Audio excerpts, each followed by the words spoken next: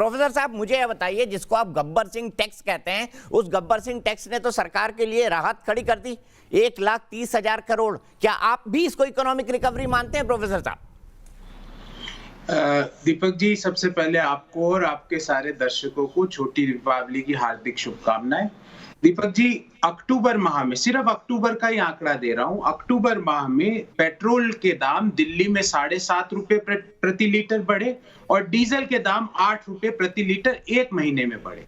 पिछले 11 महीनों में सिलेंडर के दाम प्रतिदिन औसतन 1 रुपया प्रतिदिन बढ़ रहे हैं। बेरोजगारी की दर देश में 7.7% पे है और देश के 10 बड़े राज्यों में बेरोजगारी की दर 10% से ज्यादा है।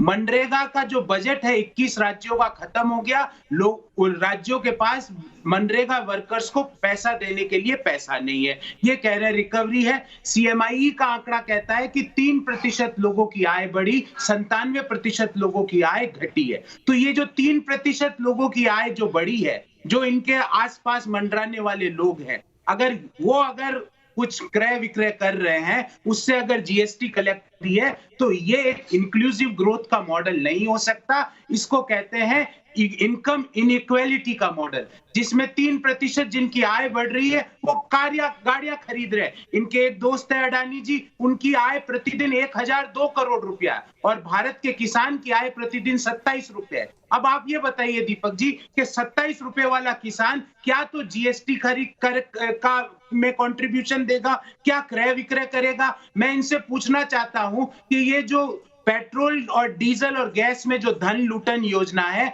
आज अच्छा लगा कि आज आपने उसको दीपावली ब्रेक दिया है। आज दीपावली ब्रेक, और कल भी मुझे उम्मीद है कल भी रहेगा, क्योंकि धनतेरस के दिन तो धन लूटन योजना चालू थी। आज दीपावली ब्रेक 2 दिन की छुट्टी मिली है। मुझे अच्छा लगेगा कि कल भी मिले, क्योंकि उस धन लूटन योजना में सिर्फ एक ही समय छुट्टी मिलती है जब देश में चुनाव होते हैं। अन्यथा मेरा एक बड़ा सिंपल सवाल है, अगर आपके जीएसटी में इतना बड़ा रिकॉर्ड तोड़ आपको कलेक्शन हुआ है, तो ये धन लूटन योजना को क्यों बंद नहीं कर दिया जाता? क्यों रोज पेट्रोल और डीजल के दाम 35% से, जो ही हम सुबह अखबार खोलते हैं 35 पैसे डीजल, 35% पेट्रोल बढ़ावा मिलता है। एक महीने में 8-8 रुपए प्रति लीटर डीजल बढ़ रहा है, गैस सिलेंडर 1 रुपया प्रतिदिन। और सब्जियों की हालत यह है दीपक जी, टमाटर जो 40 रुपए 30 रुपए किलो था एक महीने पहले, वो आज 80 रुपए 70 रुपए प्रति किलो है। आलू हो, प्याज हो, बीन्स हो, आप अपने दर्शकों से पूछिए